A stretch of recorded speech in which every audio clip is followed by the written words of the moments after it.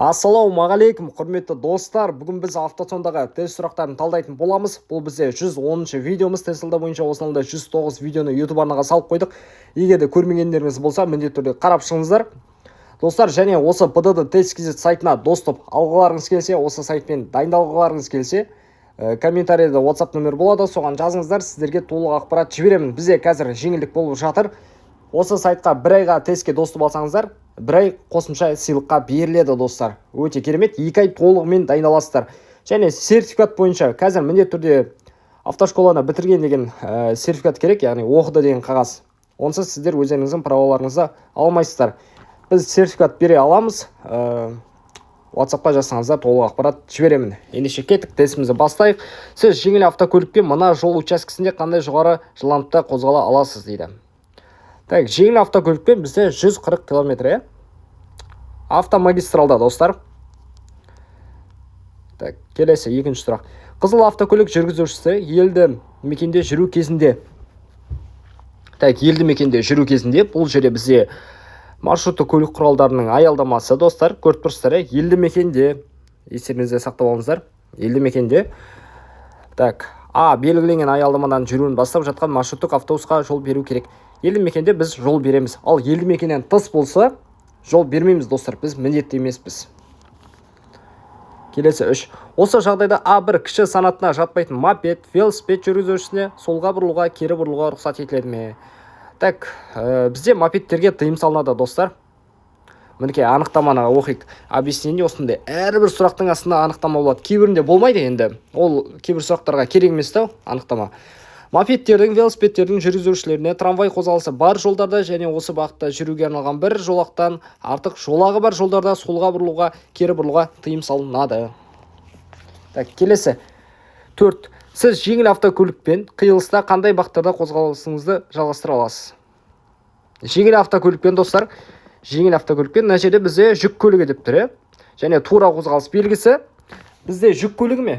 Жоқ, жеңіл автокөлік, сондықтан кез келген бағытта. Жауабымыз дұрыс. 5. Осы жағдайда сізге темір жол өткелінен өтуге рұқсат етіледі ме? Осы жағдайда рұқсат етіледі ме? Бізде маркат етіп тұр, достар, көрдіңіздер ме? Рұқсат етіледі, тыйым салынады. Жақын арада келе жатқан темір жол құрамы, локомотив, дрезина болмаған жағдайда рұқсат етіледі. Достар, бізде тыйым салынады. Так. Бізде негізі бұл жерде ескертіп тұр ғой. Неге? Жауабымыз қате болды. Бұл жағдайда темір жол өткелінде орналасқан дөңгелек ақ ай жыбылықтайтын сигнал көлік құралының өткел арқылы өтуіне мүмкіндік береді екен. Так, жан-жағында пойыз жоқ па, бар ма, барлығын қарап алғаннан кейін өте беруге болады екен, достар. Жауабымыз қате болды. Келесі сұрақ. Келесі ескеретін боламыз бұйырса.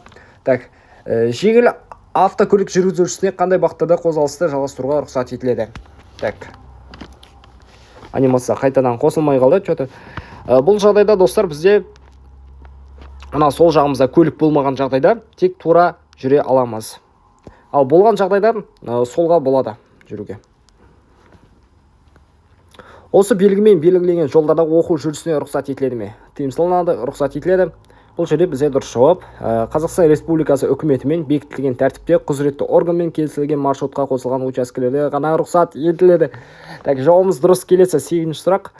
Тайғақ жолмен жүру кезінде көрсетілген қандай сіздің әрекеттеріңіз сырғанауды болдыртпауға әкелуі мүмкін? Бұл жерде барлық көрсетілген әрекеттер. Мынаның барлығын оқып алыңыздар, паузаға қойып, или скрин жасап алыңыздар. Так, келесі 9. Осы жағдайда автобус жүргізушісіне солға бұрылуға рұқсат етіледі ме? Так, автобусқа болады ма, достар? Әрине рұқсат етіледі. Так. Барлығын асықпай қарап алайықшы. Ешқандай жол белгісі ештеңе жоқ па? Солға бұрылуға рұқсат беріп тұр, рұқсат етіледі. Достар, мен микрофоным келмей жатыр. Заказ беріп қойған болатын. Артық дыбыстар өте көп естіліп жатқан шығар сіздерге. Бұйырса микрофонмен жақсылап сіздерге жақсы сапада видео түсіретін болам, достар. 10-шы сұрақ. Автобуспен жүрген кезде жолаушылардың артқы жаққа жылжуы неден туындайды? Так, автобусқа мінген кезімізді есімізге түсірейік.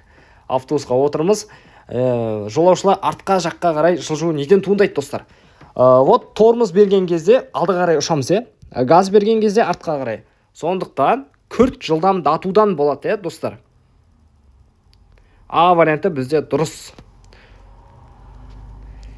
Инерция. 11. Сізге осы жағдайда солға бұрылуды орындауға кірісуге рұқсат етіледі ме? Солға бұрылуға кірісуге рұқсат етіледі ме? Мына автобус автобус емес, жүк көлігі достар солға бұрылып жатыр, ол өзінің жағынан, ол басты жолда біз жол беріңіз белгісі тұр, біздің алдымызда. Біз оған ешқандай кедергі жасамаймыз. Сондықтан рұқсат етіледі. Рұқсат етіледі, егер бұл жүк көлігіне кедергі туғызбаса, рұқсат етіледі, егер жүк көліктің жүргізушісі дыбыстық сигнал қойшы. Так, бұл варианты бізде дұрыс. Кейбір сұрақтар бар, достар, адамның ығырын шығарып жіберетін. 12. Сіз белгіленген аялдама жоқ жерден қозғалысыңыз бастаған маршрутты көлік құралына жол бересіз бе дейді. Қозғалысын бастаған маршрут көлік құралына. Так, сіз белгіленген аялдама жоқ жерден қозғалысын бастаған маршрутты көлік құралына. Мынау бізде маршрутты көлік құралы ма? Ешқандай айнасы ештеңесі жоқ. Так, достар, мына жерде енді бір түрлі екен. Жоқ дейік. Жауабымыз дұрыс. Так, анықтаманы оқиық, достар. Мына сұрақтар мен бірінші рет көріп тұрмын. Елді мекендерде жүргізушілер белгіленген аялдамадан қозғала бастаған белгіленген бағыт бойынша келе жатқан троллейбустар немесе автобустардың жүргізушілеріне жол береді. Ал егер аялдама белгіленмеген болса, мынандай сияқты, біз жол бермейміз, міндетті емеспіз. Рұқсат етілген ең жоғары масса бұл, оны оқиды, барлығын асықпай. Экипажсыз, жолаушысыз және жүксіз, бірақ толық отын қоры және қажетті құрал саймандар жиынтығы бар көлік құралының массасы дейді. Ең жоғары масса. Рұқсат етілген ең жоғары. Жүк тиелген көлік құралының экипаж пен жолаушылары бар массасы. Жасаушы кәсіпорын ең жоғары рұқсат етілген ретінде белгіленген көлік құралының жүк тиелген жүргізушілер мен жолаушылары бар массасы. Бұл жерде С варианты бізде дұрыс сияқты, достар. Жауабымыз дұрыс. Келесі сұрақ. 14. Мұндай тәсілмен сөйлетуге бола ма? Әрине жоқ. Неге? Өйткені бүйілік тіркемесі жоқ, екінші мотоциклде. Біріншісінде бар, екіншісінде жоқ. Бұлай тіркеуге тыйым салынады. 3 доңғалақ болу керек екеуде. Сізге осы әдіспен жүк тасымалдауға рұқсат етіледі ме? Әрине рұқсат етіледі. 0,4 метр болса, осындай жан-жағынан бізде рұқсат етіледі. Осыны жаттап алыңыздар, скрин жасап алыңыздар. Келесі, термиялық күюдің белгілері. Енді медициналық сұрақтан қателесу біз үшін сән ғой, достар. Так, термиялық күюдің белгілері қандай? Терінің қызаруы және ісінуі жансыздануымен бірге. Так, терінің қызаруы және ісінуі күлдіреу немесе күйдіргенде ауру сезімімен бірге дейді. Немесе С варианты дұрыс. Давайте аны белгілейік. Жоқ, С варианты бізде дұрыс екен, достар. -1 балл. Ал құтты болсын. 17. Балаларды осы әдіспен тасымалдауға рұқсат етіледі ме? Әрине тыйым салынады, Осылай нагло алдына отырғызып алыпты үші. Қасқа бір жанына отырғызса екен. Неге тыйым салынады? Өйткені арнайы балаларға арналған ұстағыш құрылғының және балаларға арналған қауіпсіздік белгілеулерінің болуын көздейтін жағдайлар қоспағанда механикалық көлік құралының алдыңғы отырғышында балаларды тасуға тыйым салынады. Жауабымыз дұрыс. Келесі, көлік құралын пайдалануға тыйым салынады егер көлік құралының конструкциясында көзделген әйнегі және күнге қарсы күн қағарлары болмаса. Бұл жерде бізде дұрыс жауап, достар, А варианты болады. Әйнек көтергіш жұмыс істемесе, пайдалануға болады.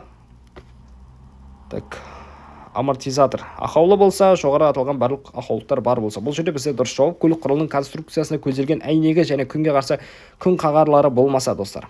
Анықтаманы оқып алыңыздар. Келесі сұраққа өтемін. 19. Тұрған аймаққа кіру кезінде жүргізуші жаяу жүргіншілерді өткізеді. Тұрған аймақта біз міндетті түрде өткізуге тиіспіз.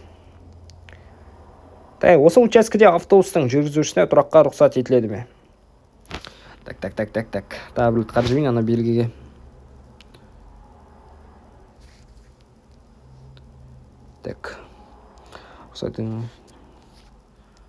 Рұқсат етіледі, достар. Мына жол белгісін көрдіңіздер ғой, да? Автобустарға. Тұрған аймақтың аяқталуы. Жоқ, анықтаманы оқымай қойық. Өте ұзақ екен. бір тоқтап оқып алыңыздар егер де уақыттарыңыз болса. Мына жол белгісін түсіндіңіздер ғой да? Мінекей. Автобустарға болады. Сіздерге әдейі жақындатып көрсетіп жатырмын. Мына жағдайда қара автомобиль жүргізушісі тоқтайды. Қайда тоқтайды? Жаяу өтпе жолға дейін 5 метрде, жаяу өтпе жолда, тура жаяу өтпе жолдың алдында тоқтайды. Қақ алдында тоқтауыңыз керек. Жауымыз дұрыс. Келесі 22. Тура бағытта қозғалып келе жатқандағы сіздің әрекетіңіз. Так, мигалкамен жүре. Қиылысты бірінші болып өтесіз. Қиылыс жарқылдама. Жоқ, бірінші болып өтеміз, достар. Өйткені оның ешқандай басымдығы жоқ. Біріншіден, және бұл ешқандай жедел емес те. Бір скорый болса екен, так, жол патрульдік полициясы болса екен, ондай кезде енді кішкене жол бересің ғой. Ондай кезде енді жол бермейміз. Қандай жағдайларда жүкті тасымалдауға тыйым салынады? Жүргізуші көріністі жапса, көлік құралының жүруі мүмкін емес қылса, егер жүгі бар көлік құралының техникалық сипаттамада көрсетілген, сипаттамада белгіленген рұқсат етілген салмағынан артық болса, бұл жерде бізде барлық аталғандар, достар. Жауымыз дұрыс. Келесі сұрақ. Жүргізушінің жол жүрісі ережелерін бұза отырып, өзі қатысушы болып табылатын жол көлік оқиғасы болған жерден кетіп қалуы әкеліп соқтырады. Бұл жерде бізде 50 АЕК көлемінде айыппұл салу немесе 1 жылға көлік құралын басқару құқығынан айыру. Так. Қазір, достар, су ішіп алайын, мен.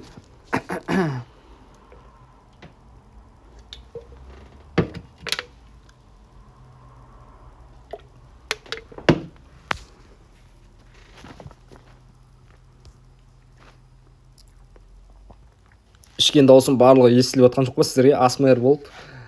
Так, сізге осы учаскеде, осы жол учаскесінде тіркеме сүреткен кезде, тіркеме дейді, кезде жеңіл автомобильмен қандай жоғары жылдамдықпен жүруді жалғастыруға рұқсат етіледі. Так, но бізде автомагистрал емесе, елді мекеннен тыс, так, 3 жолағы бар, 70, 80, 90, 100, 110, 140. Тіркеме болатын болса, достар, так. Автомагистралда бізде тіркемемен қанша километр рұқсат етілетін еді? 70 или 80 болу керек, мына жерде. Жоқ, достар, жауымыз қате, 80 километр екен, тіркемемен. Мінекей анықтаманы оқиық. Тіркемені сөрету кезінде бөлу жолағы бар жолдарда жеңіл автомобильдерге бөлу жолағы бар, достар, көрдіңіздер ғой.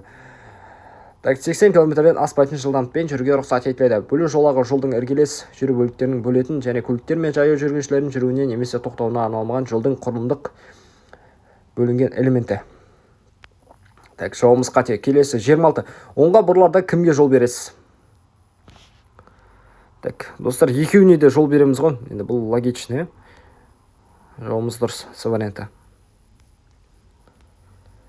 Жолағы көп жолмен жүрген кезде, үлкен жылдамдықпен жүру үшін жолағын ұдайы ауыстыру керек. Көрші жолақтарға жүріп келе жатқан көлік құралдарын ұдайы қадағалау керек. Ескерту сигналдарын қоспай ауыстыруды орындау керек. Мәса. Бұл вариантта бізде кәдімгідей жаны ашып тұрды адамға. Достар, мен бұл жақта көзім жеткені осы ПДД тестте. Егер де жауапты сізге жаны ашып, кәдімгідей қамқорлығын білдіріп, сондай ананы істе, мынаны істе деген сияқты жауаптар болса, соны белгілеңіздер. Ол жауап по-любому дұрыс болады. Мына жерде бізде өте қатты жаны ашып тұрды. Ұдайы қадағалау керек, өзіңнің қауіпсіздігіңізді қамтамасыз ету керек деген сияқты. Соған көзім жетті. Жеңіл автокөлік жүргізушісіне басып осыға рұқсат етіледі ме? Яқта бізде тыйым салынады, достар. Рұқсат етіледі, тыйым салынады, егер мотоциклдің жылдамдығы 30 км-ден кем болса рұқсат. Так, С варианты бізде дұрыс. Басып осыға рұқсат береді, озуға тыйым салынған белгісі, егер де 30 км-ден кем болса. Жол белгіні өтіп, сіз тіркемесі бар жеңіл автокөлікпен ең жоғары қандай жылдамдықпен қозғалысыңызды жалғастыра аласыз? 60, 70, 80, 90, 110. Так. Тіркемесі бар автокөлікпен ең жоғары қандай жылдамдықпен қозғалысыңызды жалғастыра аласыз? 60, 80, 90. Так, достар. Жоқ, на езе енді 70 болып қалды. Так. Бүгін біз тіркемеден көп қателестік, достар. Сағатына 70 км дейді. тіркемені енді бір-екі рет қайталап жіберу керек. Мен тест талдамағаныма өте көп болды достар. Сондықтан қателіктер өте көп болып жатыр. Так, тіркемені енді қайталап жібереміз дұрысынан. Так, анықтамада бізде алайда бөлу жолағы жоқ. Елді мекеннен тыс жолдардан тіркемені сөрету кезінде жеңіл автомобильдерге сағаттан 70 км аспайтын жылдамдықпен жүруге рұқсат етіледі екен. Дұрыс жауап бізде 70 км. Келесі. Жеңіл автокөлік жүргізушісіне кері бұрылуға рұқсат етіледі ме? Жаңа ғана бітті ғой, айналайын. Сразу айналу керек па енді? Бізде бұл жерде тыйым салынады достар. Бір жақты қозғалысты жолдың соңы, бұл жол белгісі енді ғана аяқталып жатыр. Анау жерде айналса екен, кішкене бір келесі қиылысқа өтіп, мына жерде бізде тыйым салынады достар. Енді ғана аяқталып жатыр, сразу айналып жатыр ғой. Осы жағдайда жеңіл автокөлік жүргізушісіне кері бұрылуды орындау мүмкін бе? Мүмкін емес пе? Ешқандай тыйым салу белгілері жоқ достар, және ең шеткі жолақтан айналып жатыр. Әрине мүмкін.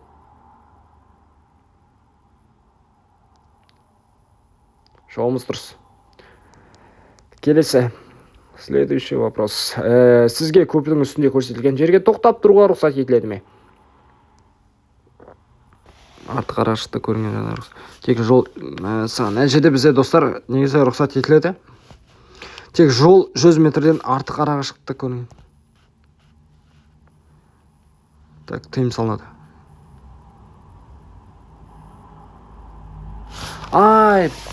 Так, тоқтап тұруға деп тұрген ғой, достар, бұл жерде. Негізі осындай 3 жолақты, 4 жолақты көпірлерде бізде адам отырғызуға, адам түсіруге рұқсат етіледі. Бірақ мен бұл жерде бізде тоқтап тұруға деп сұрап тұр. Осы сұраққа ұқсас бізде автотонда тесттерінде сұрақ бар. Сол сұрақпен шатастырып алдым достар. Келесі. Так, комментарияға жазып кетіңіздерші. 3 жолақ болса, 4 жолақ болса бізде рұқсат етіледі ме? Адам түсіруге, адам мінгізіп алуға көпірде. Жараланған жерде жаралағыш дене болған кезде қандай әрекет жасауға болады? Так.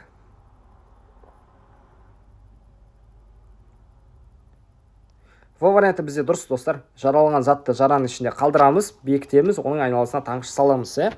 Интернет желісі бізде ұстамай қалды. Кішкене тұрып едім енді. Таңертең түсіріп отырмын достар, осы тестті сіздер үшін.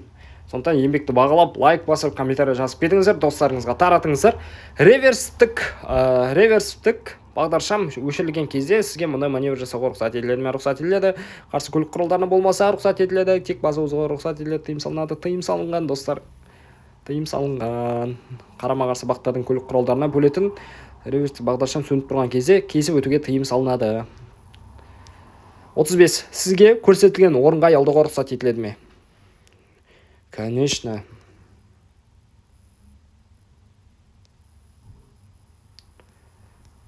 Білесіздер ғой да, неге рұқсат етіледі? Өйткені бұл бір жақты жүру жолдары. Бұндай кезде бізде любой жерге аялдауға болады. Өйткені барлық көлік құралдары бір бағытта жүріп жатыр. Бұл жағдайда жеңіл автокөлік жүргізушісіне бас озуға рұқсат етіледі ме? Егер қиылысқа дейін аяқталса, рұқсат етіледі. Бұл варианты бізде дұрыс. Келесі. 37. Жеңіл автомобильге жүрісін қай бақтарда жалғастыруға рұқсат етіледі? Тура солға және кері бақта, достар. Қай бақта рұқсат етіледі деп тұр. Түзу солға кері бақта. Бұл варианты бізде дұрыс. Так, менің микрофоным қосылды екен. Соны уайымдап тұрмын, достар. Қосылмай қалсам, манадан бері босқа сөйлеп жатырмын. Жол жүріс қағидаларымен тыйым салынған, оның ішінде кері бұрылумен немесе бұрылыспен жалғасқан жағдайларда жолдың қарсы жолақ қозғалысқа арналған жүріс бөлігіне жағына шығу әкеп соғады. Бізде 6 айға көлік құралын басқару құқығынан айыру. 39. Автопойыз тіркемесі бұрылыста қайда жылжиды? Автопойыз бұрылыс ортасынан жылжымайды. Бұрылыс ортасына шығар, достар. Жауабымыз дұрыс. Анықтаманы оқып алыңыздар. Автопойыз деген ол бізде фура, достар. Қазақшасы деп қоясың. Сигналды бұрылыс сигналдарымен беру қозғалыста басымдық бере ме дейді. Сигналды бұрылыс сигналдарымен беру басымдық бермейді, әрине. Достар, сигналдар ешқандай. Так, неше жинадық екен? Алдыңғы видеода біз 34 жинаған болатынбыз, қазір біз 35 жинадық. 1 балл плюс, жақсы нәтиже, прогресс бар, самый главный. Достар, осымен видео аяқталды. Егер осы сайтқа тестке доступ алатын болсаңыздар, комментарияда WhatsApp нөмірі болады, соған жазыңыздар. Және сертификат бойынша барлық қалаға жібереміз достар сертификатты. Барлық толық ақпаратты алу үшін WhatsApp-қа жазыңыздар, комментарияға жазып кетемін.